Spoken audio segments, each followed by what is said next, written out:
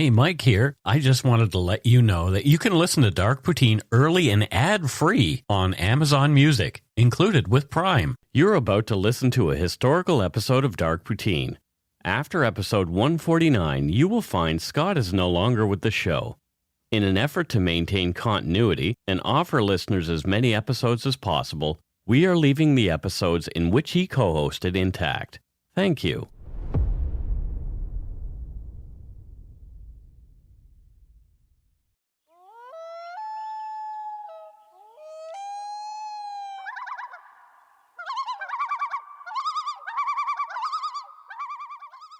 Oh, I guess we're recording.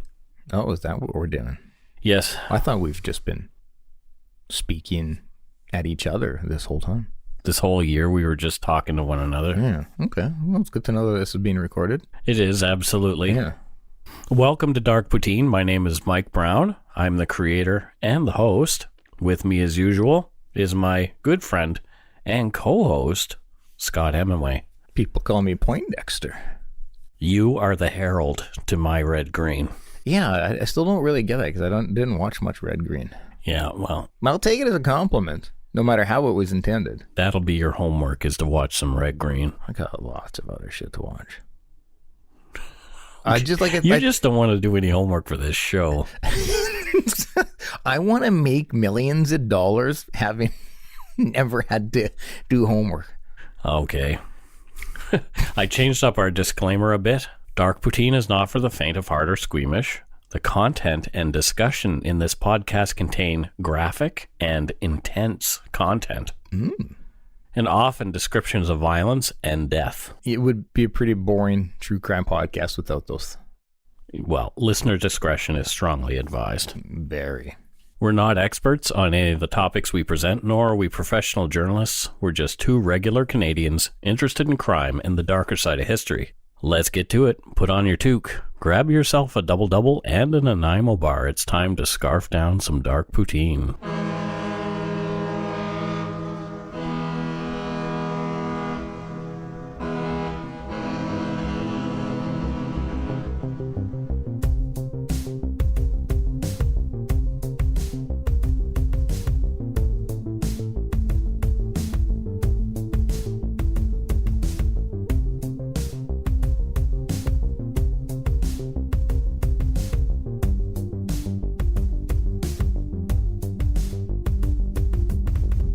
Wow, episode 40.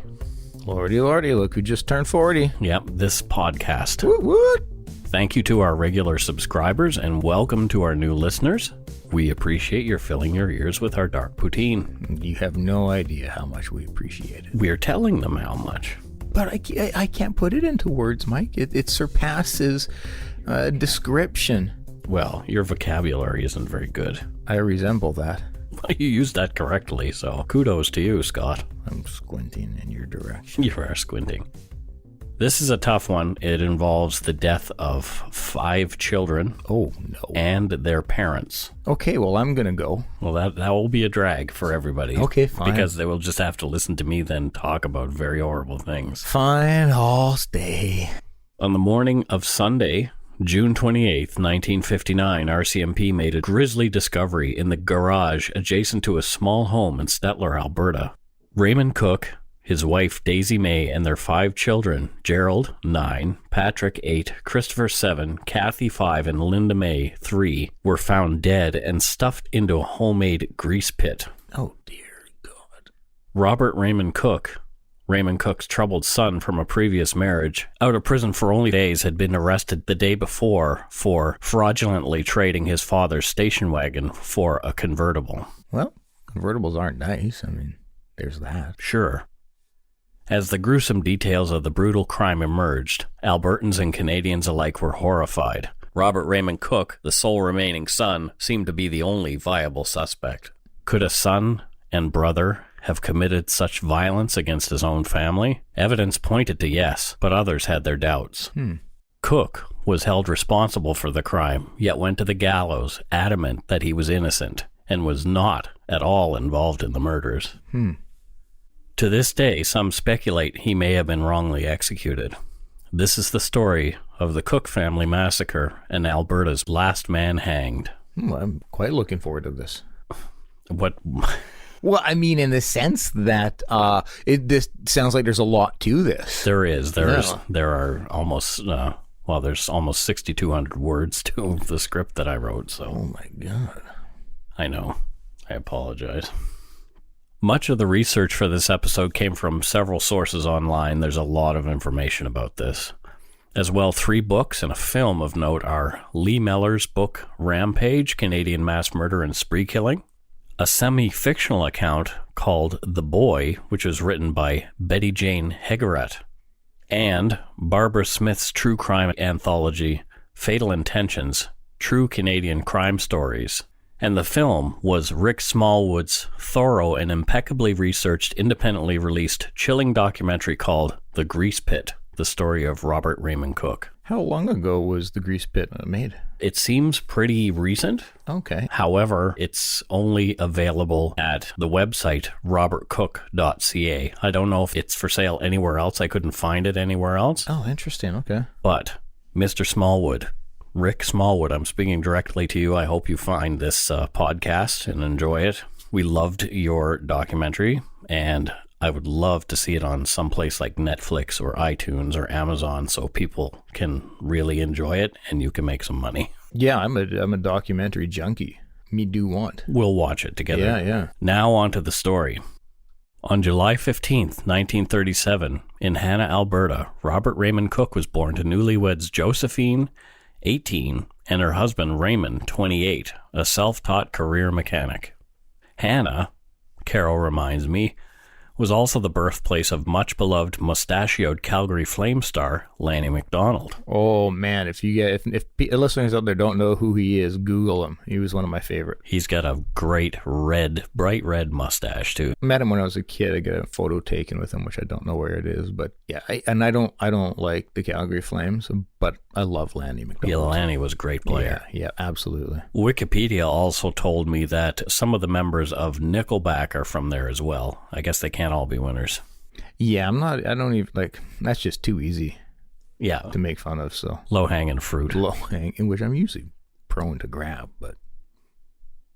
Raymond Cook liked to drink and carouse with other women. This caused Josephine a lot of anger as she was stuck at home with the baby. Although their marriage was stormy, all accounts are that the pair doted on their son, Bobby. Josephine was not a healthy person, suffering from numerous ailments, including heart problems. When Bobby was 9, on September 16, 1946, Josephine died during an abdominal surgery to repair volvulus, or a painfully twisted bowel causing an obstruction. Oh, no. Ray felt Bobby was too young to go to his mother's funeral and left him at home with a babysitter.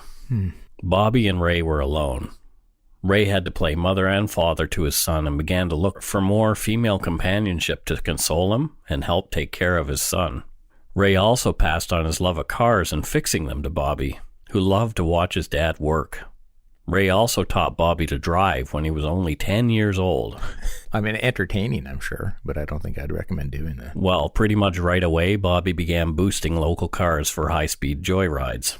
My God, at 10? At 10. Jeez. It was easy, as most people left their keys in their vehicles at the time then. I think even up into the 70s, lots of people did that.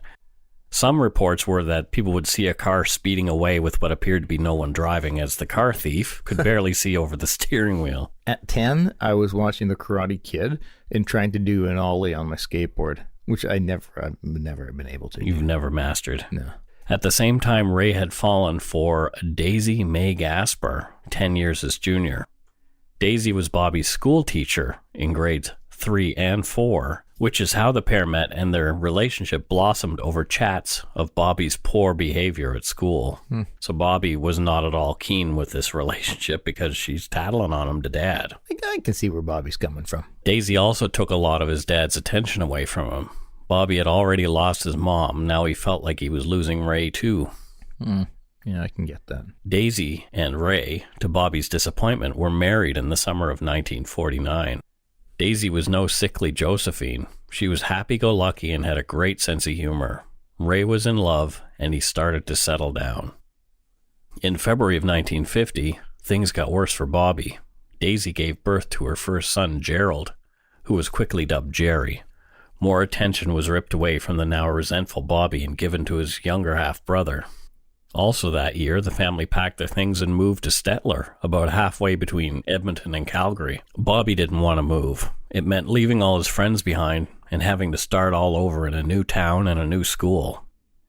To a kid, 126 kilometers seems a world away. Bobby was pissed off. Yeah, I moved around that time. I wasn't jazzed about it either. So I think as a kid, that's a pretty key time in life. The family settled in a small clapboard bungalow with an adjacent garage where Ray could fix cars at 5018 52 Street in Stettler, Alberta. I got to ask, what's a clapboard bungalow? It's just a thrown-together bungalow. Okay, all right. Yeah. To top it all off, Daisy was pregnant again, this time with Patrick, later called Patty, born in 1951. He was quickly followed by Christopher, or Chrissy, in 1952. Bobby had begun to get himself into real trouble at 13. His favorite crimes were break and enter and car theft. As well, he taught himself how to get into a locked car and hotwire it so he could take his pals joyriding across the prairie. Yeah, not off to a great start. He was showing evidence of developing an antisocial personality. He lied when it suited him, especially if it meant getting away with something. Interestingly, he was not known to be violent and was really well liked. He actually kind of looked like James Dean. Like, seriously, I'm looking at a photo of him right now. Yeah, he was not a bad-looking guy. No. At some point, Bobby found alcohol, too. That was like throwing gasoline on a fire that was already out of control. Oh, yes. Absolutely. Between 13 and 19, Bobby amassed 19 different convictions, mostly for automobile theft and B&Es. Holy shit. He spent time in various reformatories, jails, and finally Stony Mountain Penitentiary. Meanwhile, Daisy and Ray continued having children.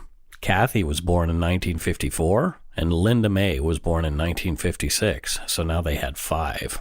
Wow. And 5 kids running around a tiny little bungalow, left literally no room for Robert. Oh, I would imagine, yeah. In Stony Mountain, Bob, as he liked to call himself at that time, took up boxing and even considered a professional career when he got out. It wasn't that easy for this leopard to change the spots, though. Cook's freedom was short-lived. He quickly ended up in the Prince Albert Federal Penitentiary in Saskatchewan after more convictions for another stint in the clink. June 23rd, 1959, 4 days before the grisly slayings, inmate 7185, Robert Raymond Cook, 21 years old, already a career criminal, gained his freedom from the Prince Albert pen, but it was not as he served his time. Cook and several other prisoners in federal pens were released as part of an amnesty gesture by Queen Elizabeth II. Okay. She was in Canada with Prince Charles to see the opening of the St. Lawrence Seaway. Okay. Prisoner amnesty was a traditional practice at the time for British monarchs visiting Commonwealth countries. Oh, okay. I wasn't aware of that. And neither was I until I read this. Cook and his prison buddy, Jimmy Myaluk, who'd also been just released, dragged themselves from bar to bar in Saskatoon on the day of their release. And yeah. Drunk as skunks, the pair took a late-night bus to Edmonton, Myaluk's hometown. On June 24th, early in the morning, the pair arrived in Edmonton, still pissed from the night before. Cook saw his buddy Myaluk home, sharing a taxi, and then checked himself into room 44 of the commercial hotel, quote, disheveled and quite drunk. That afternoon, Cook went car shopping, eventually landing at Hood Motors. So you just got out of jail, so you're going to go car shopping? Was he actually, like, shopping? I'm skeptical that he had the funds to go and... There sat the car of his dreams. A brand new Chevrolet Impala convertible. Wait a minute, like the tattoo on my shoulder. That's right. It was white with red trim and lots of chrome. Quite a snazzy ride. Scott, you do like Impalas, right? It is my favorite car of all time, 1964 Chevy Impala SS two-door. This was a 1959 Chevy Impala. Oh, okay, so those were much more round. And finny. Yes. Wide-eyed, Robert Cook told the salesman he had a station wagon to trade for the car, but had to go to Stettler to pick it up. Cook's alcoholic binge continued that evening with a gaggle of ex-con buddies at the beer parlor at the Selkirk Hotel. The party carried on into the next day, even after the beer parlor closed at another roadside motel, with Cook paying half the cost of the $20 room. Somehow, Cook supplied the booze for the party. His friends didn't know where the money come from. Cook convinced his pal Eddie Reed to lend him his pickup truck so he could go and get the station wagon that he claimed his dad had waiting for him in Stettler. Reed agreed, sending Walter Berezowski along for the drive so he could bring the truck back to Edmonton. They arrived in Stettler around noon, and Berezowski left an hour later, dropping Cook off downtown. Strangely, Robert Cook didn't call on his family to let them know he was home. He just wandered around downtown for the next 8 hours. At 9 p.m., Ray Cook ran into his son by chance on Main Street, and he was surprised to see him. I would imagine so. Before driving home, Robert and Ray went to the Royal Hotel for more beer. So everybody's pretty drunk. Yeah. Witnesses say this reunion looked friendly and comfortable for both. The brief time with his son in the hotel bar would be the last time anyone would see Ray Cook alive. I see where this is going. The next morning, as soon as Hood Motors opened, back in Edmonton, there was Robert Raymond Cook.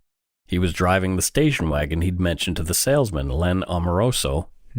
Cook introduced himself as Raymond Cook, employed full-time as a diesel mechanic, saying he made $750 a month. He could put $90 down right now in the car and was willing to pay a whopping $100 per month in the car that he wanted so badly. $750 a month at that in the late 50s. That's a chunk of change. It is, but also $100 a month for a car is a pretty huge chunk as well. Yes. Jimmy Myluck soon arrived at Hood Motors to keep his pal company during the sale. Amoroso noted the two seemed very tired, especially Cook, who sometimes took a moment or two to respond when called Raymond. Well, it's because it wasn't his name. It was a slow afternoon at Hood Motors, and Amoroso really wanted to make the sale. Perhaps that's how he overlooked the birth year on the driver's license handed to him by Cook. It was 1908. Cook looked nowhere near 51 years old, and like from this picture here of him that we have. Nope. The license belonged to his father, whose wallet he also had with him. Around noon, Amoroso saw Cook and Myluck on their way, happily driving off in the new Impala. Amoroso didn't want to be bothered with completing the paperwork for that day, so that's what Saturdays were for, because they were even slower and they had even fewer customers. He had just made a lucrative sale, closing on one of the most expensive cars on the lot. Well, good on you, Amoroso. On Saturday morning, Amoroso came in and picked up the papers for the Impala sale. He noticed that the buyer had not signed the insurance papers. That beautiful new ride was uninsured, and it would be a shame if something had happened to it. Rather than drive all the way to Stettler and back to fix a small error, Amoroso picked up the phone and called the RCMP in Stettler. Oh, okay. They agreed to pay Raymond Cook a visit and get things straightened out. Wow, great. Let's take a break here.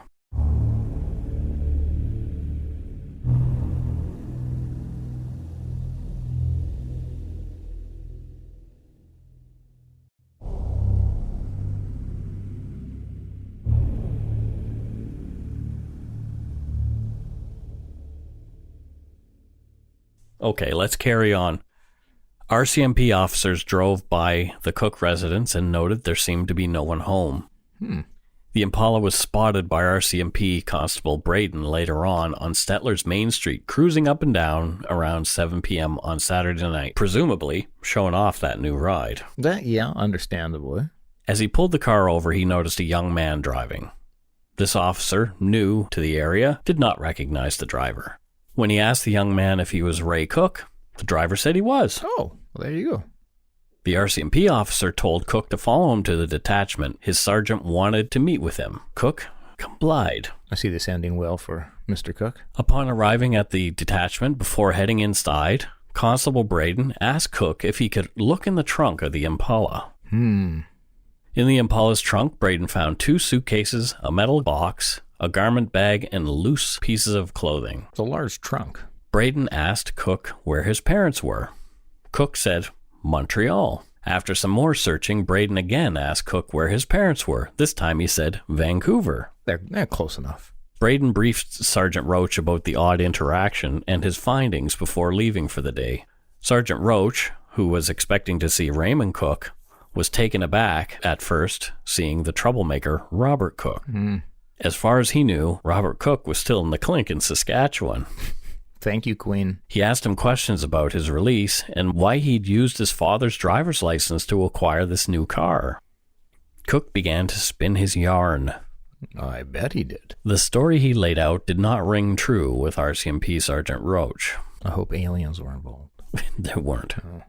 Much of the dialogue from the following exchange was found in Barbara Smith's book, Fatal Intentions, True Crime Canadian Stories, in her story about the case, All in the Family. When asked where his father was, Cook went on a ramble about how Ray had purchased a garage in BC and the family had gone on ahead of him. He would be joining in a few days. When Roach asked, where in BC are they, Cook simply answered, they took the train. That's a great city in Vancouver, by the way. Yeah, they took the train. Yeah, it's right beside New West. Yeah. Cook then claimed he'd driven them to Edmonton and dropped them at the train. At one point, he also claimed that he had driven them to Calgary so they could fly. Okay, all right. Well, frustrated, Roach asked for more clarity. What town or city is the garage in? Again, Cook answered, oddly but calmly, oh, sorry, Sergeant Roach. I see what you mean now. They didn't actually tell me exactly where they were heading, just that Dad bought a garage in BC, and they'd call me once they'd settled. Yeah, because that's how people communicate. Sure. You know, instead of like, if he knew where he's going, he would say, we'll be in Burnaby. Right. Cook claimed his father gave him his ID so he'd have an easier time buying the new car, telling Roach he would send the driver's license back right away. That'll make up for it. Roach wanted even more clarity. Did Ray know Robert was buying the car? Yeah, sure, Sergeant Roach. He even gave me his station wagon as a trade, 'cause, see, I gave him a bit of cash. I sort of tucked away a bit from my last job. Roach knew that he had never actually had an honest job, so... which it just seems like the right... Yeah. And he was also incredulous because Ray Cook was known to be an honest and moral guy who dealt fairly. Robert Cook's story was not adding up. Roach pressed Robert for more detail. Did Ray know he was using stolen cash to pay for his new business? Robert said, look, Sergeant, me and my dad both felt I'd paid for that money. He didn't feel bad taking it. I'd served my time for stealing it. Now it's mine to give. In exchange, he gave me the family car. I'm an honest guy. I'm telling you about a crime that I committed a long time ago. You really get some healthy insight into this dude's thoughts and how his brain works. Or doesn't. Neither very well. Sergeant Roach was unwilling to accept Robert's fantastic story and arrested him and detained him for fraud for purchasing the car under false pretenses. Out for only 4 days, Robert was again behind bars. Unable to drive his new sweet Impala. Sergeant Roach then tasked his officers to go and have a look at the Cook residence on 52nd Street. His gut told him something was very wrong, especially after what Raymond Cook had told both he and Braden, but he needed evidence. It was discovered that Ray Cook had not shown up for work on Friday, and no one had seen any of the Cook family on Friday or Saturday, or any time since. Jeez. Not known to police at the time, Robert would later claim he had spent about an hour at the Cook residence that day before cruising Main Street. This would be a big part of his defense, as he claimed he hadn't seen anything out of the ordinary when he was there. When RCMP arrived at 5108 52nd Street just before midnight, the house was quiet. No one came to the door when they knocked, and they didn't go inside at that time. Roach called his staff sergeant, Beeching, in Red Deer, and told him the story, seeking advice. Beeching told Roach to hold on to Cook and to search the house. There was enough probable cause to enter the premises at this point. Yeah. Police entered the house around 12:30 a.m. Roach himself was leading the charge, and they began their search only by flashlight, and they were only in there for a few minutes. It was too dark to see much, just an odd jumble of clothes on the bed, but no sign of the Cooks. They didn't want to disturb any evidence, fumbling around in the dark, so they decided to wait until morning. Makes sense. At 11 a.m. on Sunday morning, a search group of 8 RCMP officers arrived at the Cook home. Upon entering, they noticed Saturday's Calgary Herald laying on the sun porch floor. The fact that only Saturday's paper was there was curious. Mm-hmm. Where was Friday's paper if the family had gone on Thursday evening? Yeah, makes sense. I get it. A cursory look through the house showed nothing unusual except the clothes on the bed and the fact that all the beds had been stripped. One officer looking closer, and here's where it's going to start to get graphic, folks. Oh, okay. Noticed a speck of what appeared to be blood and some sort of tissue on the TV near the door in the living room. Eesh. High up on the wall, about 7 feet, was more blood with what turned out to be more tissue. He called it gristle. Oh. They knew something was very wrong now. Upon closer scrutiny in the master bedroom where Daisy and Ray slept along with the girls, Kathy and Linda, RCMP discovered a scene of grisly horror. Under the pile of clothing, taken from the closet and dresser, the mattress to Daisy and Ray's bed was soaked in blood. Oh. Flesh, bits of bone, and what appeared to be brain. Oh, no. The pillows were amassed in gore. Wrapped up in the clothing was a side-by-side double-barrel shotgun with a broken wooden stock and barrels bent in 2 places. 2 spent Olympic brand No. 5 shot shells were in the breech of the firearm. A blood-stained suit jacket was found under the upper left corner of the mattress. There were 5 more live shotgun shells in the pocket of the suit. The pants to match the jacket, also stained in blood, were found under the mattress further down. Sounds like a pretty horrific scene. So far, Yeah. gets worse. As well, there was a belt, a red tie, and a white dress shirt. All items except the shirt would later be tied to Robert Raymond Cook. The shirt, which became known as the Ross shirt, would later play a part in Cook's trial and defense. The mattress where the girls slept in their parents' bedroom was also soaked in blood. Oh. In the back bedroom, where the Cook boys Jerry, Patty, and Chrissy slept, was also a horrible scene. There was a lot of blood soaked into both mattresses and blood spattered on the walls. It looked as though someone had made lame attempts at scrubbing the walls but ended up smearing the blood around more. Ugh. It was plain to all that this was now a murder investigation. Where were the bodies? RCMP in Edmonton were sent to Hood Motors to check the station wagon and whether it showed any signs of blood or evidence of having carried bodies. Mm-hmm. It did not. There was a pickup parked beside the house that was also cleared. There were no signs of recent holes being dug around the home. There was that garage, though, attached to the house where Ray was known to work on cars. The floor of the garage was dirty, oil-stained, and according to Rick Smallwood's documentary, covered in cardboard. The cardboard was removed, and that revealed a grease pit covered in wooden planks in the center of the floor. This looked to be the kind that mechanics would use to get under a car and work on it without having to jack it up. Yeah. There was also red staining on the side of the cardboard that had faced the floor. What was also evident on removal of the cardboard was the distinctive smell of death. Anyone who has smelled this unique smell cannot forget it. I too have smelled this a few times. The best way I can describe it is rotting meat, rotten cabbage, and a kind of sickly sweet underneath like sour milk. It takes days before it leaves your nostrils completely. Oh, I'm glad I haven't smelt that. The officers knew they were going to find human remains as they continued. Oh, poor guys. Removal of the planks revealed all sorts of detritus in the pit. Wheel rims, tires, and tire chains were what police saw first. Once the tires were removed, the legs of 2 different individuals were evident in the pit, covered by papers, garbage, and bloody bedclothes. Removal of the bedclothes revealed the face of the oldest of the Cook girls, Kathy. She had been bludgeoned. Oh. Snapping photos as they went, police uncovered all 5 of the missing children and their 2 parents. It was clear, due to the trauma suffered by all 7 bodies, and the cold method of disposal, that someone with a great deal of anger had committed this massacre of 7 people, 5 of whom were innocent children, none older than 9 years old and as young as 3. Well, that gets my goat. Oh. Due to the blood spatter and placement of other grisly bits of evidence, including her teeth, investigators determined that Daisy had been shot in the head first while lying in bed. Good God. Ray had taken a shot from the first round in the chest as well as then being shot in the head with a second blast. A shotgun blast to the head is not a small wound. No. Like, this must have been such a horrific scene for these officers to be witnessing. Yeah, beware if you watch the documentary, you will see everything. Wow. All the photos are there from the crime scene. I've seen them all. Wow. The children, each one of them, had been bludgeoned with either the shotgun's butt or its barrels. and so hard that it had bent the barrels in 2 places. Yeah, I was wondering how they ended up bent. Now I kind of wish I didn't know. The blood in the living room was assumed to be cast off from the blow to one of the children running for their lives.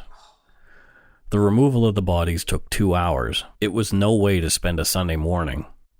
Many of the officers had children themselves and would rather be with their families at church, other than dealing with the work of some ferociously angry demon.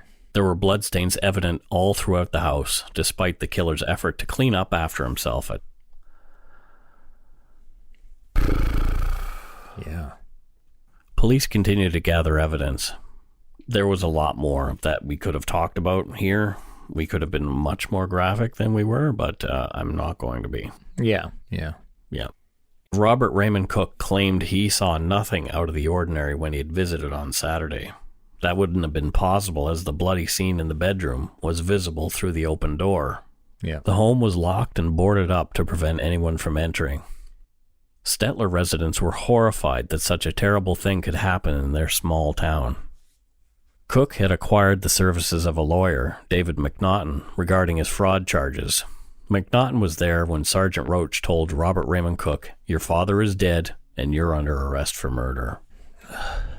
At that, Robert Cook yelled, "No, not my father, not my father," and began to weep. He was told of the bodies being found at the home and that all had been brutally murdered. Cook behaved as though he couldn't believe they were gone. As I mentioned, he looked like James Dean. Perhaps he had the same acting talent, because he seemed to have fooled his lawyer, at least.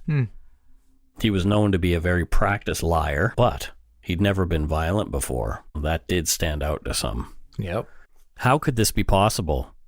This good-looking young man sitting in the RCMP detachment had no history of prior violence. However, here he was, the only suspect in the murder of his entire family, all 7 of them, including those kids. Cook denied any involvement of the massacre and was incredulous that he could be charged with the crime. Regardless, the bewildered Cook was charged with capital murder that Monday morning before a standing-room-only crowd in Stettler Courthouse. Directly after his arraignment, Cook gave his first statement of his whereabouts and what he had been doing leading up to and after the time of the murders. Again, he denied any knowledge of the murders. He claimed on the day after his release from prison he collected $4,300 near Bowden, Alberta, that he'd hidden there prior to his previous incarceration. The money was from robberies he'd committed before. To help his father buy the garage in BC, Robert claimed he'd given him $4,100 on Thursday night at 5108 52nd Street, keeping the rest as walk-around money.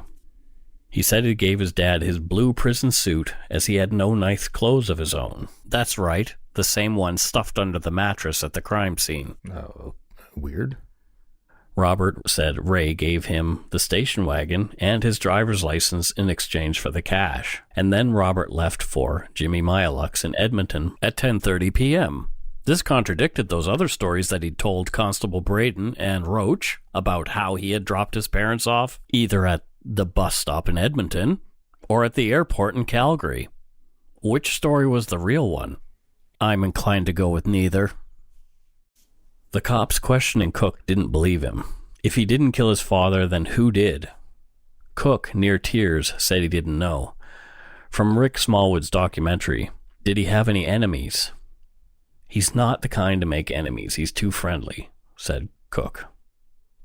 Why would someone kill him? Cook says, I don't know. Did you black out Thursday night? And this is when he got really emotional. No, I didn't kill him. I don't give a shit what you say.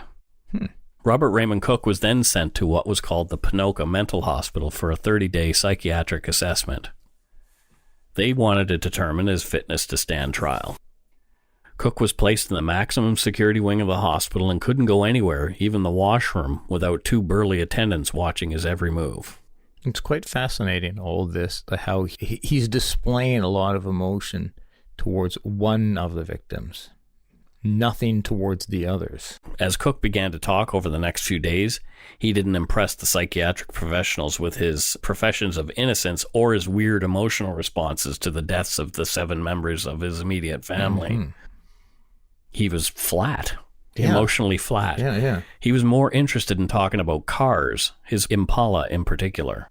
Cook claimed that someone who knew about the $4,100 could have done it for the money, if the money even exists, because it still hadn't turned up. Yeah, I'm skeptical that it had, or you would have just used that money to buy the car. And what about the gun? No one had seen him with it. It didn't belong to the house. That is, as far as anyone could prove. Whose was it? Cook claimed he did not even know about the pit in the garage. How could he have placed his family somewhere he didn't know even existed? Oh my ass, he didn't. Yeah, right, he used to watch his dad work all the time. Exactly. Even though he didn't spend a lot of time in his home afterward because he was always in jail. Yeah, but that's going to be something that was put in while constructing the house, most likely. Or the garage, which was constructed after. Cook said he wanted to go to his family's funeral. This request was, of course, denied. Authorities aren't in the practice of sending alleged murderers to the funerals of their victims. On July 10th, 1959, Cook followed through on his desire to be out for the burial of his parents and siblings. He slipped out through a window and ran off in the middle of the night, escaping from custody. Maximum security, my eye. Good gravy. Upon hearing that an alleged mass murderer had escaped, the residents in Alberta towns nearby were terrified. Some even picked up and left. Yeah, well, knowing that somebody who just murdered his own family is on the prowl or on the loose in your hood, I could see booking it out of there. Cook stole a car and drove towards Stettler. The next day, Cook was spotted speeding past RCMP patrol officers on Highway 12. One officer shot at the vehicle, emptying his entire clip. Before giving chase, they saw the car crash spectacularly into a field ahead on a corner. Sounds dramatic. The officers arrived at the scene of the crash, guns drawn. There was no sign of Cook. Somehow he'd survived and run off. Holy shit. A photo of the wreck shows a bullet hole through the driver's side windshield of the smashed car where Cook's head should have been. He got lucky. Jeez. Cook stole another car, a Monarch, from a garage nearby. The search for Cook was huge. At least 200 officers plus others were looking for him. On July 13th, after another tip from a local couple, the Monarch was found abandoned, covered with branches. Robert Raymond Cook was on the run for almost 4 full days. A farmer called police, having seen a man near his barn. Robert Cook was taken into custody with zero resistance near Bashaw, Alberta. He was later taken to Fort Saskatchewan, the same prison as Swift Runner, presumed Wendigo, was hanged 80 years before for killing and eating his entire family, and that's our episode 25. Yeah, another vile person. In September, Cook was arraigned on the charge of capital murder against his father, the only charge he was to face in the matter. We're unsure why he wasn't charged with the other 6, but one can assume as the mandatory sentence for capital murder is death at the time. Logic was you can only kill a guy once. Okay. Or maybe if he got off that one, they'd just charge him with another. Oh, perhaps that. Could be. Yeah. Cook pled not guilty and elected trial by judge and a jury of 6. I didn't know that was a thing. I'm not sure it still is. Yeah. Cook's trial began on November 30th, 1959, in Red Deer, Alberta. Without any eyewitnesses or confession, the gory evidence against Cook for the massacre was circumstantial, albeit very strongly. Bit by awful bit, the Crown presented the evidence of what police had found at 5108 52nd Street. The Crown countered Robert's claim about having given the suit to his father, stating they believed he'd left it there in a guilty, frenzied haste to dispose of it, as it was soaked in blood. Yeah, exactly. The defense argued the suit had been on the bed during the time of the murder and was spattered by blood when the, quote, real killer shot Mr. and Mrs. Cook. The Crown countered again with, what about those 5 shotgun shells in the pocket? There was that, yeah. The defense had no real answer at the time, but others have guessed this was done to frame Robert Raymond Cook. Yeah, no. A local woman who'd been doing her hair at the time said she heard 2 gunshots at 12:10 a.m. in the morning, coming in the direction of the Cook residence. This established the time that the shooting happened, so it was on that Friday morning. Yeah. Cook wasn't actually seen again until like 7 in the morning. So that gave 7 hours to get to Edmonton. Yeah, I don't know the distance between these locations, but it sounds like, I know you can drive from Calgary to Edmonton in like 3 hours, I believe. Yeah, and it's like halfway between, so it's like an hour and a half. Cook sent a letter to his lawyer in which he claimed he was breaking into a dry cleaner in Edmonton at 2 a.m. on the morning of the murders with his prison buddy, Sonny Wilson. So I couldn't have committed that crime because I was committing another one. He said he'd left Stettler at 10:30 that night, and he wouldn't have had any time to do the things that had been done, including the cleanup and moving the bodies. Cook said he got to Edmonton just after midnight, and the first person he saw was his buddy Sonny. Sonny convinced him to come and burglarize the dry cleaner with him, which he did. He had left his pal downtown at 4:30 a.m. after they had done the break and enter, and went to Myaluk's, where he slept in the car for a few hours before going inside. Okay. So still not able to account for all of his time. Yeah. Cook's story seemed to change a lot to fit the circumstances when he was confronted with evidence. Usually an indication of lying. Right. Even though Sonny Wilson's account was very close to Cook's, the Crown argued that the two men had concocted the story while in Fort Saskatchewan together prior to Cook's trial. Yeah, that'll happen. Sonny was in jail for just that crime. Hey, why don't you say you were with me? Yep, exactly. Robert's story didn't stand up in a lot of ways, especially when it came to Ray in the garage. If Ray was going to BC to look for a garage to buy, or had bought one, he had no way of getting there. He had no ID, and a wife and 5 kids with him. He had not been dropped off in Calgary. He had not been taken to a bus depot in Edmonton. He, his wife, and 5 children were dead in a pit in their garage. Yeah, there's a lot of holes in... A bunch. In his logic there.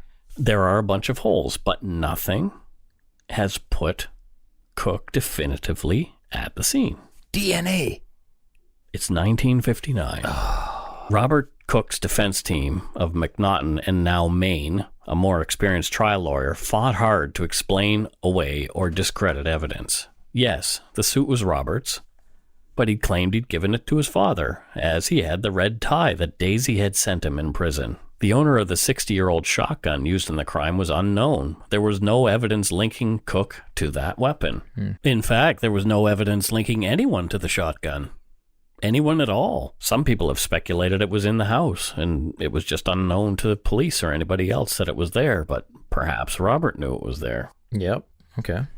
Or it could have been something he had picked up on one of his other jobs. It wouldn't have been too difficult for a hardened criminal to acquire a shotgun. There were unidentified fingerprints at the scene. According to the defense, whose were they? Okay. But, I mean, it's a house, and there's kids, and there's other kids. Friends. Exactly. Yeah. The Friday morning paper was missing. Who took it? Maybe the murders had happened then. Cook had an alibi that he was with Myaluk on Friday morning. The paper boy was not questioned whether or not he dropped the paper off at all that Friday morning, so that was unknown. Yep, okay. But is the paper reasonable doubt? No. I don't know. Not in my opinion. The Ross shirt, whose was it? A man named Ross had been staying at the commercial hotel the same time as Cook. The man had not reported anything stolen and could not determine conclusively if it was his shirt. In fact, there were many shirts belonging to men named Ross whose marks closely resembled this one, but police did not do their due diligence ruling them all out. The shirt was not the same one that Robert had been given in prison. The other shirt was not recovered. Where was that? Robert couldn't account for it either. However, some believe that it was used as a rag for cleanup that ensued, but that's only speculation. They speculate he may have thrown it away later on. Yeah. And where was this money? Was that $4,100 the real motive for the crime? A lot of other prisoners had been released at the same time. Robert admitted to bragging about his plans in the pen prior to his release. But wouldn't that make Robert the target? Not necessarily. Okay. Robert's a boxer. You don't want to mess with that guy. Wait until he gives it to his dad. If you got a shotgun, it doesn't matter if somebody's a boxer. Maybe someone else he'd been released with had overheard him and committed the vile acts. I mean, it's a possibility, but yeah, no. But there's your reasonable doubt. You said that it's a possibility. That doesn't equal reasonable doubt, because you could say that to anything. Well, it's a possibility that OJ didn't do it. Cook testified for 3 full days himself. Wow. Yeah, he wanted to talk. He claimed that during his trip back to the house on Saturday afternoon is when he found the 2 suitcases and metal box that had been found in the trunk of the Impala. He was adamant that he had not had them with him on Thursday when he left. He said he thought his father had left them for him to bring to BC. The contents of the suitcases were essentially junk. They'd been used for storage in the Cook home. As well, the metal box had a lot of identifying papers inside it, report cards and such for the kids. To establish timeline, the defense called a witness, a Camrose police officer who'd stopped Cook on Saturday in the Impala on his way back to Stettler. The officer said yes, that he'd stopped Cook at that time, and when he'd searched the car, he had seen the 2 suitcases. Okay. If this was true, then Cook was just proven a liar. The officer was asked if he was sure that these had been these exact suitcases. He restated that yes, they were the 2 suitcases. This would have been hours before Cook claimed to be in possession of them. He would have had to have taken them in the station wagon when he'd left the Cook home the last time, either Thursday night or, if guilty of the crime, Friday morning. Even the Crown was not aware of this detail. The defense's own witness had just sunk their case. The jury came back after 92 minutes with a verdict of guilty. That's very quick. I don't know if verdicts were reached that quickly all the time back then, but that's quick. But this is even after Justice Greshuk had given like a 3-hour lecture to them, preparing them to go and deliberate. So the lecture was longer than the deliberation. Yeah. From Barbara Smith's Fatal Intentions, True Canadian Crime Stories, Justice Greshuk then asked, "Robert Cook, do you have anything to say?" Cook said, "All I have to say, sir, is that I'm not guilty. I couldn't have done this, and I didn't do it." A hush fell over the courtroom. The judge continued, "You shall be returned to the cells in Fort Saskatchewan on April 15th, 1960. You shall be taken from that place and hanged. May God have mercy on your soul." Close quote. Gifford Main, Cook's trial attorney, filed for a new trial based on his belief that some of the statements by Cook, given to the police and given in evidence, were prior to his being cautioned and should not have been allowed. The court agreed, and a new trial was ordered with a new judge and a new jury. No! The same evidence was given, minus the police evidence. After a brief and legally contentious dissertation to the jury by the judge, they were sent off to consider Cook's guilt again. After only 1/2 hour, the jury came back having unanimously reached a guilty verdict on the first ballot. Yeah, they were even quicker. For the second time, Robert Raymond Cook was sentenced to death for capital murder of his father. Still, though, like, again, what I don't understand not being charged with the other deaths. Is it just the simple fact of cost? It'd have to be a larger trial probably. To be able, sucks. While waiting to die, Cook wrote letters of appeal to everyone he could think of, including Prime Minister Diefenbaker. The Prime Minister was the final person who could commute a death sentence to life. Diefenbaker denied Cook's appeal. It was apparently some political reasons there. He was taken from his cell at 12:02 a.m. on November 15th, 1960. The trapdoor opened 3 minutes later, and Robert Raymond Cook was pronounced dead at 12:18 in the room below. I'm unsure why it took so long.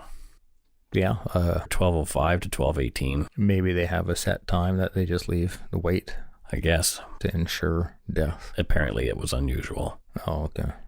Robert Raymond Cook was to be Alberta's last man hanged. This case haunted many, and some felt that justice had not been served. What say you, Scott? Yeah, I feel as if justice had been served. I don't know. You don't know, eh? I don't, because I wasn't there. Oh, But I thought you were old enough. not even close. But there were a lot of holes in what he told people. Granted. Absolutely. But nothing definitively put him at the scene. Well, we're talking about the 50s. Well, was the death in the 50s or early 60s? I don't recall the time. 1960, he was sentenced to death. Okay, so 1960, he hanged. Okay, so the deaths took place in the late 1959. 50s. So, I mean, clearly in that time, the forensic abilities differ dramatically than what they have now. And so no matter what, you're almost always going to have some potential doubt. But because you can't have, we're used to definitives like DNA. We can definitively prove that your semen is there. Like we have these definitives. Yep. Back then. It was very challenging unless there was a direct witness or something to have definitives. And so, sure, there are some holes in the prosecution's case, but I think there's holes on both sides. Yeah, I think given the skills and abilities of the time, I feel that would have been, I would have found that to be enough evidence and proof. Really? Because what other explanations are there? Well, the explanation that somebody else did it for that $4,100 that was missing. Yeah, but the whole plot of how that $4,100 got to his father was preposterous. By the way, I'm just playing devil's advocate here, folks. Screw you, Milkbone. I actually do think he did it. You're poking Poindexter. But I'm poking Poindexter for a reason. It's about that reasonable doubt. Absolutely beyond the shadow of a reasonable doubt. Can you say this person committed that crime? I don't know. Based on that evidence, knowing what I know today, and like you mentioned, it's DNA and all that kind of stuff. If they couldn't have found his DNA there, I mean, the DNA would have been on the suit anyway because he had given it to his father. Yeah, but even just like blood spatter evidence has dramatic. There would have been a lot of other forensic skills they could have used outside of DNA. But I mean, when it comes to reasonable, I don't believe in capital punishment, period. I am not a proponent of the death penalty. And so, too many times innocent people have been put to death. And so I wouldn't be able to find, I wouldn't be able to support a death penalty, but I definitely find that he's guilty. Yeah, well, at that time, you would have had to have supported the death penalty. Well, yeah, thank God. You didn't have to do that. Thank God I'm only 44. The young, ripe old age of 44, and I wasn't around like you were. I wasn't around. This case. I wasn't even a twinkle in anybody's eye. Yeah, my mother would have been 12. I'm pretty sure you were on the jury. Pretty confident about that. All right, well, that's it for Scott's comments on that. And on a high note. We're going to kick you in the nuts. Yeah, somebody has to. That was a tough one for me to write, especially seeing the photos that I had to see. Oh, I would imagine. That I cannot not unsee. Yeah, I abhor murder, period. Anybody. But as we've talked about umpteen times, children specifically just destroy me. Yeah. Oof. Yeah. Heavy. Yeah. Heavy stuff. Before we go, we want to lighten the mood a bit. Oh, let's do that. And give some shout outs to our Patreon patrons. First up, we have a good egg from the Yumber Yard, Julie Funfer. And she has an umlaut over the U in her last name. So I'm pronouncing Funfer because I think that is how it's pronounced. Two great pronounce Funfer and umlaut. That's great. She's from Victoria. Sweet. Just across the little pond over there. Thank you very much, Julie. Thank you. Yeah, and I hope I pronounced your name correctly. If not, Victoria's not that far. You can come and give Mike a kick in the junk. Or you could do that. Tanya Todd from Paris, Ontario. I've met Tanya twice, and she is a very active Yumberyard good egg. She's totes a great egg. She has been sending people little treat packages from Canada. That is so awesome. Yeah, she's really great. And if she's met you twice and is still a listener, like that, she's great. It's got to be. She is absolutely. She's a saint. A solid individual. Right? You are solid. Yeah, I'm held captive. Ms. Todd. I'm here as Scott lives in the closet. I do, not voluntarily. I'm on a chain right now. He only lets me out for this podcast. Help. Also, another good egg from the Lumberyard has subscribed to our Patreon, and that is Autumn from Black Falls, Alberta. Oh, hey, Autumn. Autumn is also my favorite season, and a lovely name. It really is. I've got to support you on that one. Chelsea Tupper. Also a great name. She is from the city I was born in, Halifax, Nova Scotia. Oh, welcome, Chelsea. Thank you. Thank you. Thank you. And Kelly, another supporter, is from Emporia, Kansas. Oh, wow. I didn't know there was an Emporia in Kansas. But there's probably a lot of places in Kansas I don't know about. That's right. But welcome, Kelly. I know. Thank you, Kelly. I know Toto. With Dorothy. Yeah, exactly. So there's that. Lauren, or Lil Buckaroo, from Farmington, Connecticut. Thank you very much, Lauren. Welcome, thank you, little Buckaroo. I know you're saying welcome instead of thank you. I don't know what that's. Yeah, I don't know. I'm tired, man.